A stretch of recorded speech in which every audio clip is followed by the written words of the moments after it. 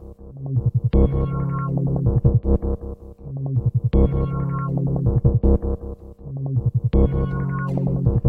sommes à l'aube d'une révolution sans précédent. Je savais que j'aurais dû en acheter il y a 5 ans. C'est pas utilisé par les criminels, ça? L'impact environnemental est loin d'être négligeable. On prépare une ICO qui va tout révolutionner. Ça va jamais marcher en fait. 21 millions. Bienvenue dans 21 millions, l'émission Crypto-Pédago qui vous explique simplement Bitcoin, les blockchains et la décentralisation numérique. Je suis Grégory Raymond, crypto-journaliste pour le magazine Capital. Aujourd'hui, je reçois Michael Amar, l'organisateur du Paris Blockchain Week Summit, l'événement crypto et blockchain le plus important jamais organisé en France et avec lequel Capital est partenaire. Celui-ci aura lieu à Paris les 16 et 17 avril et ça sera l'occasion de venir écouter parmi les plus grands spécialistes mondiaux, tout protocole confondu. Que ce soit Bitcoin, Ethereum, Tezos, IOTA, Dash, j'en passe et des meilleurs, il y en aura pour tous les goûts et ça sera un moment unique pour échanger les points de vue au sein d'une communauté qui adore se chamailler. En plus de la présentation de cet événement, Michael Amar nous en dira davantage sur son passé d'entrepreneur tech, lui qui vient à peine de revenir en France après avoir passé de longues années en Californie. Homme de réseau et d'influence, il nous racontera comment lui est venue l'idée du Paris Blockchain Week Summit, lui qui organise aussi les Crypto Mondays Paris, une réunion mensuelle où ceux qui travaillent dans le secteur blockchain et crypto ont pris l'habitude de se retrouver. Michael Amar nous expliquera pourquoi Paris a une chance de devenir l'une des grandes capitales du secteur, aux côtés de Berlin et Amsterdam en Europe, et surtout, comment le Paris Blockchain Week Summit peut y contribuer. Bonjour Michael Amar, bienvenue dans 21 millions. Bonjour Grégory. Alors, j'ai choisi de vous inviter car vous êtes l'un des papas de la Paris Blockchain Week, l'un des plus grands événements blockchain et crypto à se tenir en France cette année. Mais avant de commencer, j'aimerais qu'on fasse un point sur qui vous êtes vraiment. On vous connaît principalement pour être à la tête de Chain Accelerator, le programme de Station F dédié aux startups blockchain, mais vous avez déjà une riche carrière derrière vous, je crois. Hein. Longue en tout cas, j'ai commencé assez tôt, en 94, dans le web, en montant une web agency. Et 94 dans le web, c'est peut-être comme 2013 dans les cryptos. Pour vous donner un comparable. Donc Web Agency jusqu'en 2000. Et en 2000, j'ai eu un premier clin d'œil au monde de la blockchain. Précurseur, parce que j'ai voulu monter un concurrent de Kelkoo, qui était déjà assez bien en place, il y avait de gros budget marketing en 2000. Et on a monté un comparateur de prix, en tout cas une galerie marchande. Sauf qu'on voulait, on devait se concurrencer Kelkoo. C'est pas évident sans budget marketing. Donc on s'est dit, on va essayer d'être malin et on va essayer d'offrir des points de fidélité à tous les gens qui allaient acheter chez Cdiscount, chez Rue du Commerce, etc., depuis ce portail. Sauf qu'on était deux boîtes en formation et on n'avait pas vraiment de ressources pour offrir quelque chose, pour compenser ces points. Donc ce qu'on s'est dit, c'est que le seul asset qu'on a, c'est nos actions, c'est notre société. Donc on va donner des actions à tous les consommateurs qui iront consommer chez nous. Donc là, on appelle un avocat, il nous dit « Ouais, je pense que vous devrez passer un coup de fil à la COB, donc l'ancêtre de l'AMF, l'ancêtre de l'AMF, et leur demander si vous pouvez le faire parce que je pense que ça va être compliqué. » On y va, 24 ans, je crois, 25 ans à l'époque, on leur demande si on peut, ils nous disaient pas de problème, sauf que vous avez donné des actions à plus de 100 personnes, donc vous faites appel public à l'épargne, et pour ça, il vous faut faire un prospectus, un visa, donc laissez tomber. Et donc on part un peu dépité, on tombe sur un autre avocat qui nous dit, vous pouvez les forcer à ce qu'ils vous le donnent. Parce que normalement, il aurait fallu avoir 50 bilans, un niveau de revenu suffisant, des ressources, etc. Et en fait, il y a un trou dans la législation, c'est que nous, en fait, on a créé une créance. On avait créé une créance vis-à-vis de nos consommateurs. On leur avait promis quelque chose. On n'avait pas autre chose à leur offrir que des actions. Et donc, on a pu faire une compensation de créance et leur offrir des actions sur un marché qui était fermé, qui était que le nôtre. Et donc, on a créé le concept des actionnaires internautes en avril 2000, qui est très proche du phénomène des ICO ou d'incentive avec les tokens. Donc ça, c'était en 2000, après, il y a eu le crack, on a pivoté plusieurs fois, on a monté une autre société qui était une agence.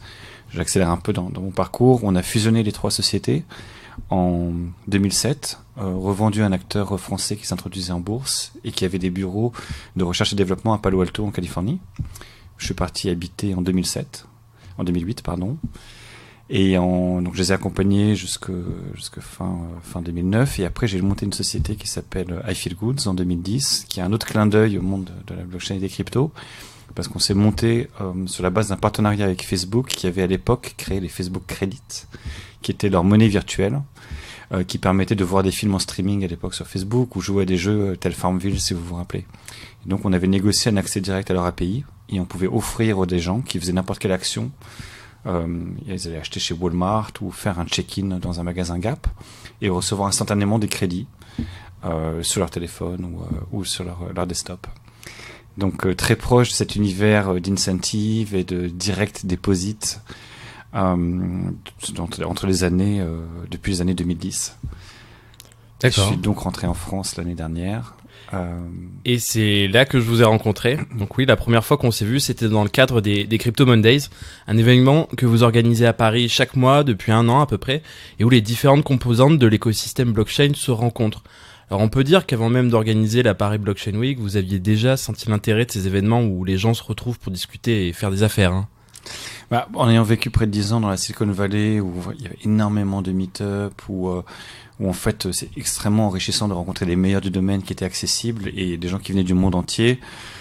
Je suis tombé sur un article sur les Crypto Mondays en général qui avait été lancé par Lou Kerner, qui est le premier analyste chez Facebook que j'ai connu il y a une dizaine d'années.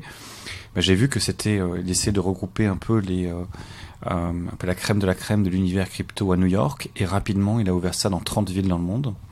Je pense qu'on était peut-être la 10e ville et on a pris une sorte de licence. Et l'objectif des Crypto Mondays Paris, c'est de regrouper entre 200 et 300 personnes une fois par mois. Des gens dont l'activité principale est quand même autour de la blockchain et de la crypto. Donc on a un petit peu de curie, mais pas trop. On est vraiment plutôt dans un cadre professionnel. Et on a pour particularité d'être, je pense, le seul événement vraiment international, parce qu'on arrive à faire venir des speakers du monde entier. Des gens se déplacent de New York, de Londres, mais aussi d'Asie, juste pour venir, parfois juste pour notre soirée.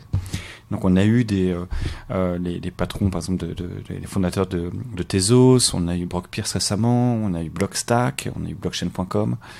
Donc voilà, l'idée c'est vraiment d'être inspiré par des speakers qui ont déjà réussi des projets majeurs dans le domaine de la crypto. Et souvent ça se passe dans des lieux publics, hein. On est allé à la BPI déjà, il y a eu à la Caisse des dépôts et de consignation. On a fait des partenaires comme Gide, on l'a fait à la station F. Donc on est souvent hébergé par des amis ou partenaires. D'accord.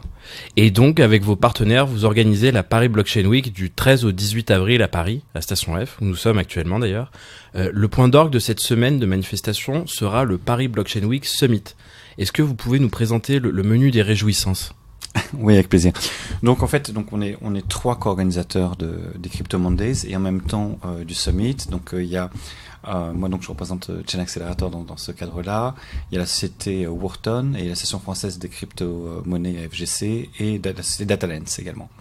Et donc, on s'est réunis en se disant un constat d'avoir échangé avec les speakers qui sont venus régulièrement nous voir en disant mais il se passe des trucs en France, mais on n'est pas du tout au courant. Donc vraiment, on s'est posé, on s'est dit, on est en train de travailler sur un cadre réglementaire qui est quand même assez unique. On a du talent, on a des entrepreneurs qui ont la niaque. Et on est de plus en plus globaux dans notre approche. Les nouvelles générations, on est beaucoup plus à l'aise avec l'anglais, les gens ont beaucoup plus voyagé. Donc on devrait pouvoir bien s'insérer dans l'écosystème blockchain. Par contre, personne ne le sait.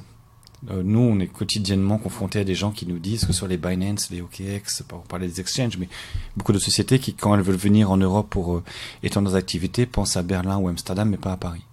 Donc on s'est dit, il faut que ça change, parce que dans 2 ans, ça sera trop tard. On risque de regretter, comme avec l'IA, de ne pas avoir pris le train au bon moment. Donc il faut aller vite et fort et essayer de faire une vraie conférence internationale à Paris en ramenant les meilleurs speakers mondiaux. D'accord, et je tiens à souligner auprès des auditeurs de 21 millions que Capital est partenaire de l'événement et que nous le suivrons au plus près. D'ailleurs, pour ceux qui souhaitent s'y rendre, nous proposons un rabais de 10% sur le prix des billets grâce au code promo Capital. Vous trouverez tous les détails dans la description, hein. Alors, j'aimerais maintenant qu'on parle des personnalités qui viendront s'exprimer lors du sommet. Ce qu'on remarque, c'est que l'éventail est varié et très international, hein. Il y aura le passionnant Arthur Bretman de Tezos, le directeur financier de l'exchange Binance, le patron de Blockchain.info, celui de Blockstack, Primavera de Filippi du CNRS et d'Harvard, des gens de Ledger, Parity, Dash, IOTA, Hyperloop, j'en passe et des meilleurs, hein. Au final, combien de personnes viendront parler à la tribune ? Alors, on devra plus d'une centaine de speakers, donc 90% internationaux. On a 4 tracks en fait. On a donc un track qui est lié à l'investissement, et les théories d'investissement sur la blockchain. On a un track sur la technologie pure. On a un track sur la partie régulation. Et le dernier track qu'on vient d'annoncer la semaine dernière est un track sur les corporates et donc les études de cas blockchain appliquées par les plus grands groupes mondiaux. On a des gens, notamment l'ancienne responsable de General Electric qui vient parler de projet, et on a des grands acteurs de corporate français également. D'accord. Et vous avez pour habitude d'annoncer les nouvelles personnalités au compte-gouttes. Est-ce qu'on doit s'attendre à d'autres poids lourds annoncés d'ici les 2 prochains mois ? Oui, j'espère chaque semaine. Et pourquoi avoir choisi autant de speakers internationaux ? Est-ce que c'est une manière de signifier à l'écosystème mondial que Paris a aussi sa carte à jouer parmi les grandes capitales de la blockchain ? Il y avait deux objectifs. Il y avait un, les plus grands speakers sont en fait les porteurs des plus gros projets d'infrastructure. Je crois qu'on est peut-être la première vraie conférence internationale à avoir lieu en France où il n'y a pas qu'une infrastructure ou un protocole qui est mis en avant, mais on laisse vraiment la place à l'ensemble des protocoles pour pouvoir s'exprimer. Et tous ces gens-là ont un besoin vital de créer leur développeur network, d'inciter des gens, que ce soit les corporates ou les startups, à développer sur la technologie. Et donc, en leur donnant cette tribune et en leur montrant qu'on les comprend et qu'on peut parler de pair à pair avec eux, on va essayer de les inciter à venir installer leur business ici. Donc vraiment, la logique, c'était de motiver ces speakers, qui sont les gros entrepreneurs du domaine, à venir s'installer durablement à Paris. Donc ça, c'était le 1. Et en même temps, ils sont vecteurs d'exemple pour l'écosystème local et pour nous aider à faire des business deals avec les startups ici, avec les corporates ici, et à créer des vocations auprès de futurs entrepreneurs. Et vous qui avez longtemps vécu en Californie, est-ce que vous croyez que c'est possible que la France vraiment creuse son sillon dans la blockchain ? Je pense que c'est possible, qu'il faut aller très vite. Il y a plusieurs raisons qui me font dire ça. Pour la première fois, l'innovation ne vient pas que de la Silicon Valley. Enfin, pour la première fois de ce que je vois, des grandes innovations des 20-30 dernières années, on voit que ça part d'Asie, on voit qu'un pays comme la Corée, comme le Japon, mais on voit aussi que des places vraiment diverses et variées, même en Afrique, il y a des projets très intéressants. Et donc on se dit, voilà, c'est enfin, mais il y a un manque de ressources qui est énorme. Donc il n'y a pas une place quelque part qui peut forcément gagner tout le marché de la blockchain. Donc il faut qu'on crée notre espace. Il faut qu'on le fasse en étant ouvert. Si on veut juste faire un cocorico gaulois et en disant que les meilleurs du monde, ça ne marchera pas. Mais il faut qu'on montre qu'on est un bon endroit pour s'étendre au reste de l'Europe, voire au reste du monde. Donc il faut montrer que les passerelles sont là avec tout le monde, que nous on crée un cadre réglementaire sexy, qu'il y a des talents extrêmement bons, qu'on est ouvert au niveau du business et des investissements. Et à partir de là, on va vraiment pouvoir... on sera jamais la blockchain nation avant les autres, mais on peut être un point de polarisation très important dans cette économie. Bon, j'aimerais qu'on revienne aux conférences en tant que telles. Quels seront les grands sujets abordés lors des tables rondes ? Vous nous l'avez dit brièvement, hein. Oui, on va essayer de parler des gros sujets actuels, par exemple sur la régulation. On va essayer de faire on va avoir un sujet sur l'état de l'art de la régulation en Europe. On va voir comment les Français ont pris un parti pris. On va se pencher sur les STO, qui est un gros sujet actuel. Au niveau technique, on va parler de clés publiques et de clés privées. On va parler de la gouvernance et des différents chemins vers la décentralisation. Et on va parler aussi de sujets du type le marché OTC. On va parler du rôle des exchanges, qui est quand même assez prépondérant aussi dans la liquidité. Donc on va essayer de vraiment taper les sujets névralgiques de l'économie. Et parmi les conférenciers, on remarque la présence du ministre des Finances Bruno Le Maire et la Paris Blockchain Week est d'ailleurs organisée sous le haut patronage de Bercy. Alors qu'est-ce que ça veut dire exactement ? Alors on a essayé déjà d'inscrire un peu comme c'est fait dans le monde entier. On a eu toutes les grandes villes au monde ont une X Blockchain Week, on va dire, donc Londres, San Francisco. Comment ça se passe ? En général, vous avez un sommet central de 2 jours du type de ce qu'on fait avec le Paris Blockchain Week Summit. Mais tout autour, on laisse la place à d'autres associations, d'autres initiatives pour aussi profiter, préempter un peu la place que pourrait prendre Paris pendant une semaine sur le sujet blockchain. Donc il y a Bercy qui a des annonces à faire bientôt dans le cadre de la loi Pacte et qui travaille énormément sur le sujet des cryptos depuis près de 2 ans. Qui avait prévu de faire un événement. Ils nous ont contactés en nous demandant si on pouvait faire ensemble pour avoir encore plus de force.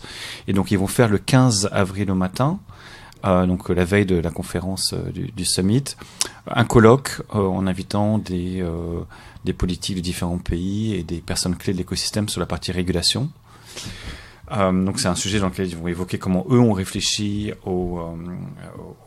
à la régulation en France spécifiquement, il y a aux problèmes rencontrés, donc je pense qu'il y a Bruno Le Maire qui va introduire, et la clôture devrait être faite par Mounir Majoubi. Et tout au long de la semaine, il y aura d'autres événements qui vont être faits. On a une job fair pour le recrutement qui va être mise en place. Il y a un colloque qui va se faire à Dauphine. Il y a un colloque également à la Sorbonne. Il y a Tezos qui va faire sa journée Tezos mondiale dans la semaine. Donc il y aura, je pense, une dizaine ou une quinzaine d'événements qui vont émailler cette semaine. D'accord. Et pour en revenir au ministère, moi j'ai souvent vu sur les réseaux sociaux que la présence de Bruno Le Maire était critiquée, mais je voudrais souligner quelque chose, c'est que dans la plupart des grands événements internationaux, les politiques sont souvent oubliées. Alors on peut penser ce qu'on veut de la régulation française qui est mise en place, qui va être mise en place, mais le fait de faire participer les politiques à cette grande messe, je trouve que ça a de l'importance. C'est de ne pas les exclure, en fait. Oui, pour être honnête, j'avais pas fréquenté des gens de Bercy ou du gouvernement beaucoup dans le passé. Ça m'est arrivé de le faire beaucoup plus régulièrement là, sur ces sujets. Et j'ai trouvé des gens il y a des contraintes. Voilà, on peut pas être les plus innovants. On sera jamais un paradis fiscal pour la crypto. Il faut l'assumer. Mais c'est des gens qui ont vraiment creusé le dossier, qui ont compris les besoins du marché, des startups et de l'écosystème, et qui viennent avec quelque chose de plus agressif qu'on aurait pu penser, et non pas conservateur comme il peut se passer en Angleterre. Et je pense que leur donner la parole permettra de voir de ce qu'ils peuvent faire et ce qu'ils peuvent pas faire, et aussi d'essayer de pousser nos sujets. Mais j'ai trouvé des gens plutôt très réceptifs à notre univers. Et en dehors du cycle de conférences, ça sera également l'occasion pour les entrepreneurs d'étendre leur réseau et de faire des affaires. Alors, comment ça va se passer ? Mettons, là, je suis entrepreneur, j'achète mon ticket, je viens voir les conférences, mais voilà, est-ce qu'il va y avoir un espace dédié pour que je puisse parler de mon projet ou pas ? Bien sûr. Alors déjà, quelques jours avant la conférence, on va ouvrir une app de networking, et donc ils pourront prendre des rendez-vous directement avec tout participant qui le souhaite, que ce soit des speakers, des sponsors, ou des partenaires ou autres participants. Il y aura des salons privés qui vont être dédiés à certains grands corporates ou grands acteurs et qui pourront recevoir dans ces espaces-là. On prévoit aussi beaucoup de breaks pour le déjeuner, pour des pauses café, dans lesquels on va faciliter les échanges. Il y aura aussi une possibilité dans une salle de pitcher sa startup devant un parterre d'investisseurs et de partenaires potentiels. Et en parallèle, on va l'annoncer déjà la semaine prochaine, il y aura un concours aussi de start-up en ligne, et les 3 gagnants seront invités à la conférence, les 3 finalistes, et pitcheront au final pendant la conférence. Donc, dites-nous en plus de ce concours en ligne, comment ça va se passer ? Alors on va publier un lien, je crois lundi ou mardi, dans lequel en fait il y a une dizaine de questions. On peut pousser sa présentation. On a un jury qui est en train d'être établi avec 3 ou 4 personnalités. Et ils vont sélectionner, on va présélectionner quand même une vingtaine de dossiers pour eux. Et après ils les noteront de 1 à 5, et les 3 meilleurs seront sélectionnés pour participer. D'accord. Et n'importe qui peut participer. On peut être français, on peut être en dehors de la France, pas de problème, quoi. Ouvert à tout le monde, au contraire. D'accord. Et il faut préciser que ceux qui font partie du cœur de l'écosystème, à savoir les développeurs, les chercheurs et les étudiants, vont pouvoir bénéficier de tarifs réduits. Est-ce que vous pouvez nous les détailler ? Oui, on vient donc de lancer il y a quelques jours des tarifs adaptés un peu à chaque population. Donc en ce moment, en prix Early Bird, comme on dit, pour les étudiants, il y a des prix à 126 €. Pour les universitaires, il y a des prix à 336 €. Pour les développeurs, il y a un prix à 180 €. On a un prix journée également à 660 €. D'accord. Et on peut toujours appliquer le code promo capital de réduction de 10%, hein, c'est bien ça ? Tout à fait. Merci d'être passé dans 21 millions. Merci Grégory. Merci beaucoup à Michael Amar d'être passé dans 21 millions. Merci également au brillant Ezad qui a composé ce générique qui nous berce depuis 14 épisodes déjà. Vous pouvez retrouver leurs références dans la description et les précédents 21 millions sur SoundCloud, iTunes, Spotify, Deezer et YouTube. N'hésitez pas à mettre un petit commentaire sur ces plateformes, c'est ça qui contribuera à faire grandir 21 millions. Vous pouvez également me contacter sur Twitter, Grégory_Raymond, pour me suggérer le thème ou la personnalité que vous souhaiteriez entendre au prochain épisode. À bientôt!